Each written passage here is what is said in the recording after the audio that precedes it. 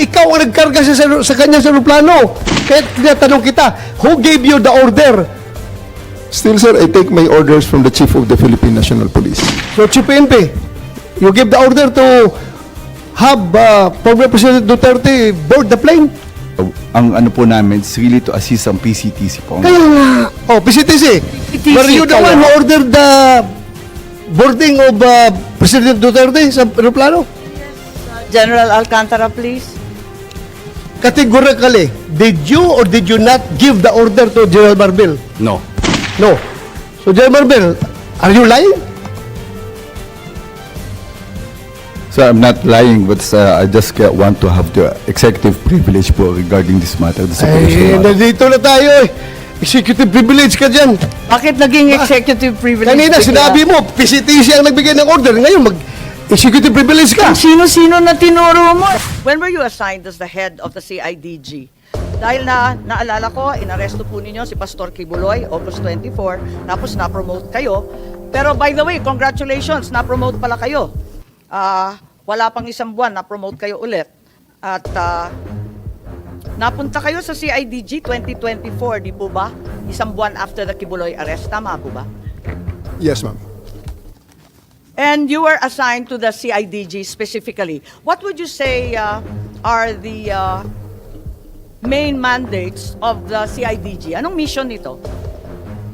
We're the lead investigating unit of the PNP on matters delving on major crimes and those involving economic sabotage and other sensational cases that may be assigned by the Chief of the Philippine National Police. So to reiterate, it's monitoring, investigation, and prosecution of all crimes related to economic sabotage and other crimes of such magnitude to the extent that they're commissioned by highly placed or professional criminal syndicates are involved. Tama po ba yun? Yes, ma'am. That is your mission. That's the general mission, ma'am. Yes.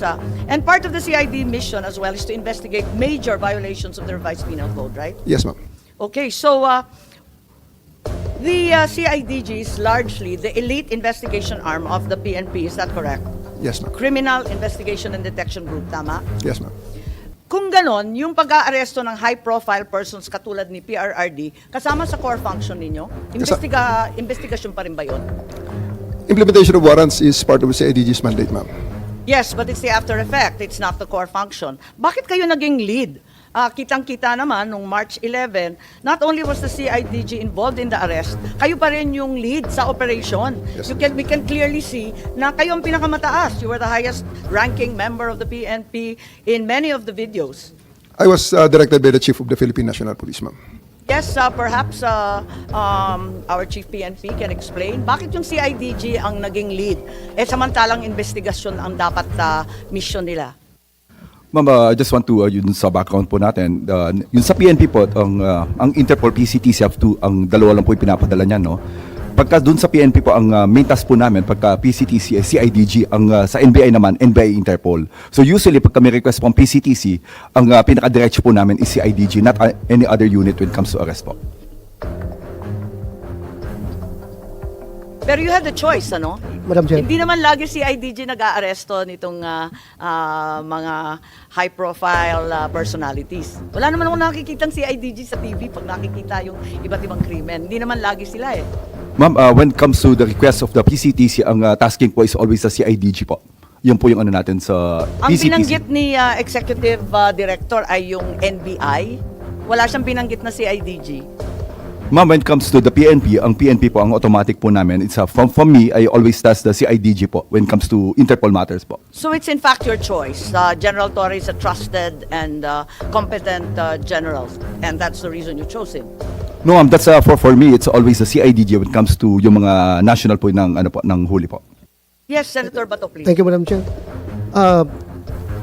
General Marbil, kung si General Torre ang pinapa-operate mo doon, ibig bang sabihin na lahat ng actions niya, lahat ng ginawa niya ay sanction mo?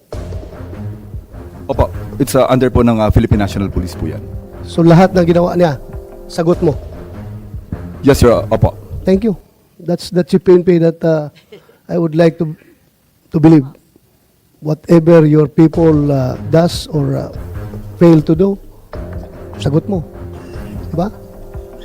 Just want to clarify, no? Ang sinasabi po natin, all legal po. Ang sinasabi lang, we're just assisting po yung PCTC. That's reasonable po na ang request po is coming from I'm PCTC not po. referring to PCTC anymore. Yung sa kabuuan ng operation. Dito po sa Philippine National Police, lahat po ng action ng Philippine National under po sa atin, it's all legal po. When it comes to illegal, meron naman po kami mga ginagawa po dyan. Hindi ko na sinabi illegal. Akin lang, basta yung ginawa ng tao mo, sagot mo, dahil ikaw si PNP, di ba? Dapat ganun. Yan man talagang kuha natin, trabaho natin. Sagot ko kayo lahat dahil you are carrying out my orders. Yes, sir. Tama po yan. Kasi ang mandate po ng CIDG is really to effect po yung mga warrants of arrest po. Okay, yeah, just for the record. Just for the record, Madam Chair. Thank you. Yes, maraming salamat. Palibhasa inassign nga ni Chief PNP si General Torre bilang lead ng pag-aaresto kay former President. Masasabi ba natin na yung aresto ni PRRD ay CIDG operation? It's a PCTC operation, ma'am, requested to the Philippine National Police. Pero kayo ang lead. So ikaw ang masasabi natin. Kitang-kita naman doon sa video, kayo nagmamando, sangkatutak yung pulis, pero kayo yung pinakamataas ang rango. Pagkatapos, talagang CIDG operation ng labas. Tama ba yun? Sa level, ma'am, ng implementation ng orders, pagbigay ng mission, that is led by me, supported by the other units of the Philippine National Police, as directed by the Chief of the Philippine National Police. That's ma'am. right, but I did not see any other higher-ranking generals than you. You were the only one there. You were clearly the one leading the pack and determining what would happen next. Baka hindi lang siguro, ma'am, na nakikita ang ibang high-ranking officers doon sapagkat kamix sa Sinabi mo kanila. nga, Nick, na you said that, sir, ako ang pinakamataas dito. Yes, sir. I'm two-star, di ba? Yes, sir. Oh, so you stick to that. Pero meron, sir, mga matataas na official doon, pero sir. ikaw, At together with me, ma'am, sir, Sino-sino na mas mataas sa'yo at nagmamando? Wala naman kasi kaming narinig. Ikaw lang ang nandun. Wala namang masama kung ikaw ang inassign. Di syempre, gagampanan mo, di ba? we are under the direction of the Chief PNP. He was there personally.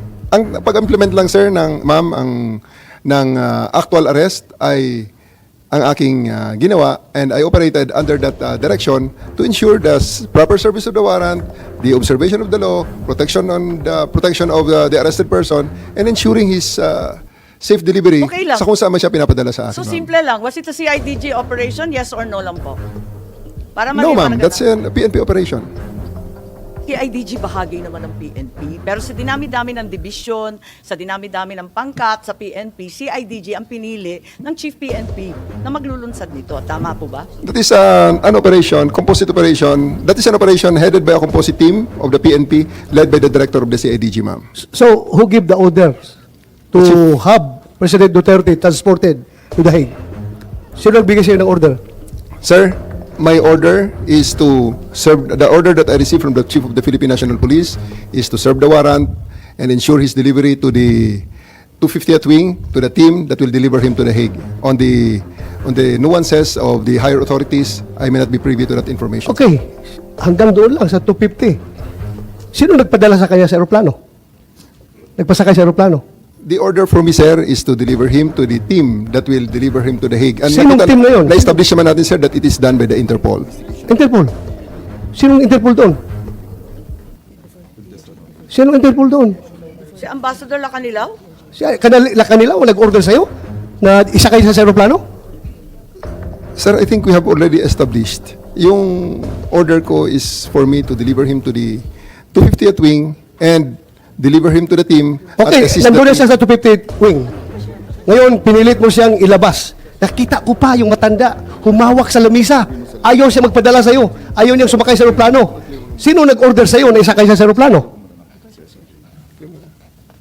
Sino nag-order sa'yo? Can I defer the questions, sir? The answer to the questions to the SOJ, considering No, that I have a team you of are the PNP one there. there. Wala si SOJ doon. Ikaw ang nagkarga sa kanya sa aeroplano. Kaya tinatanong kita, who gave you the order?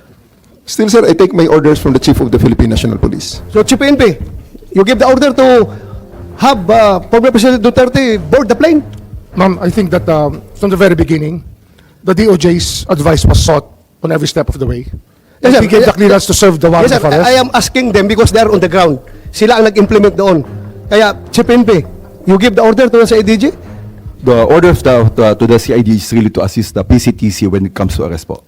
So, sino nagbigay ng order kay General Torre na ipasakay sa aeroplano? It's always the guidance that ang ano po namin is really to assist ang PCTC po. Kaya nga, PCTC. PCTC Were you the kayo. one who ordered the boarding of President Duterte sa aeroplano? Yes, General Alcantara, please. Mr. Senator, Madam Chair, I've said from time to time that my mandate is to coordinate our law enforcement agencies to comply with the requirement of the Interpol. Correct. I believe you, sir. Coordination ka lang. Coordination ka lang. Pero sinabi ni General Marvel na ikaw daw nag-order sa That kanya. is the limit of my power. Yeah, That's the but limit. according to General Marvel, ikaw daw nag-order sa and kanila that is- na isakay sa aeroplano si And that Pangulong is the Duterte. limit also of my authority. That's my mandate. To My have him. mandate is to coordinate, Coordinate. disseminate. So, for the record, hindi ka nagbigay ng order kay General Marvel na isakay siya sa aeroplano? Hindi. For the record. For the record, I am not the authority to order the arrest, to order the So just- boarding of the plane. Categorically, did you or did you not give the order to General Marvel? No. No. So, General Marvel, are you lying? So I'm not lying, but I just want to have the executive privilege po regarding this matter. This Ay, operation matter. nandito na tayo eh. Executive privilege ka dyan. Bakit naging executive privilege? Kanina, bigla? sinabi mo, PCTC ang nagbigay ng order. Ngayon, mag-executive privilege ka. Kung sino-sino na tinuro mo. That's eh, why may we didn't want to executive attend the last privilege. hearing because this is what we were expecting, ma'am. We didn't want to be bullied into No, opposition. we're not bullying you, sir. Nobody's bullying. We're not I bullying think you, that sir. We're not bullying, sir. you're trying to make people admit something that they will not admit. And No, executive we're privilege is trying a to valid derive excuse information. not to answer any question. Secretary- President Remulla. Duterte is already at the Hague. Tapos na We're ang asking boxing. kung sino nagpadala doon sa kanya. Sino Yun na ang tanong order? natin. We're trying to understand every step of As the I said way. earlier, everything was cleared with the DOJ. We are not bullying you, sir. Ha? We want the truth. That's why if we So, try to make a person admit something that should not be admitted, it means that there is something more to it, which is the clearance given by the DOJ was probably the most important part of it, to serve the warrant of arrest and to surrender the person under the law. I'm sorry, Secretary Remulla. I recall that General Torre, nagbigay siya ng interview na sinabi niya, bigyan lang ako ng eroplano. Ako nang bahala dyan. Tama po ba? Yung nabasa ko, na sinabi niyo, ako nang bahala, basta bigyan ako ng eroplano. Nabasa po namin sa media, fake news po ba yun o hindi? Kasi kailangan niyo po talaga siyang ilipad sa daigdig. General Torre. Please panoorin ninyo, nandyan, arrest him, bring him to the Hague, yun lang. Pakita lang. So paano po General binaba Torre. sa inyo ni PNP Chief Marbil na how did he say that to you? Na no matter what, we need to fly the former president to the Hague and we need to implement the ICC arrest warrant. Arrest him and bring him to the Hague. Yun na. Simple as arrest him and bring him to the Hague. Sagot ko lang, sir, bigyan mo ko aeroplano. O di, ayos. And then the rest, you planned everything. Matagal na yan eh. Ang plano na yan, matagal na yan. Hindi yan spur of the moment eh. Matagal na yan. And nagkataon lang na talagang yun, the opportunity arose. So Secretary Remulla, nagpa-interview na si General Torre. We're not bullying him. He voluntarily gave this interview. And like many of our countrymen, napanood namin. Sinabi niya na siya talaga. Paano ba yun? Sino nag-utos sa kanya? Ano nga yan, mama? Sabi ko nga, clear namin lahat yan. Kasi they were asking me the Clear po legalities. Even ninyo, if I was clear. abroad, my advice was being sought. And I gave them the advice. That, So kayo number ang one, nag-utos? serve the warrant of arrest. And number two, surrender him to the Hague. That's what the law provides. So, sir, you're the one giving the orders. Well, in some ways, because I gave them the legal basis for all the actions that happened. So, you're the one giving the orders. If I have to be the one, then if I am the one No, sir. that is referred to, I will admit it. Kasi- That I gave the clearances to number one, serve the warrant of arrest as I saw it, as I deemed fit, and number two, to fly him to the Hague to be surrendered under Section 17 of Republic Act 9851. Iba kasi- And that is, I caused this through my brother, Yes, who sir. is the Secretary of the Interior and Local Government. Sir, giving orders is different from giving clearance. Laruin natin ito. Well, ang tatanong ko is, sinong nag-utos? Because PNP is a uniform organization. Hindi yan gagalaw kung wala mag-uutos. Ang tatanong namin ng komite, sino nag-uutos? Ikaw sabi mo, you're the one giving the clearance. Ngayon, ina-admit mo na parang sinasabi mo na kung gano'n na lang, di, ako na nagbibigay ng orders. So, nalalabuan ako doon. Kasi sabi mo, nagki-clearance, nagbibigay ka ng clearance sa kanila. Sa kanilang ginagawa. Kasi Gusto nila gawin. it's a crisis management time eh.